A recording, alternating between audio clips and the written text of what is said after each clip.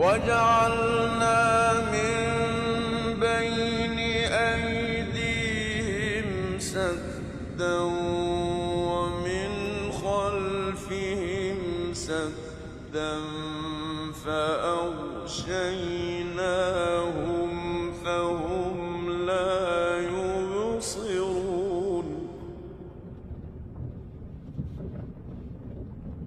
وسواء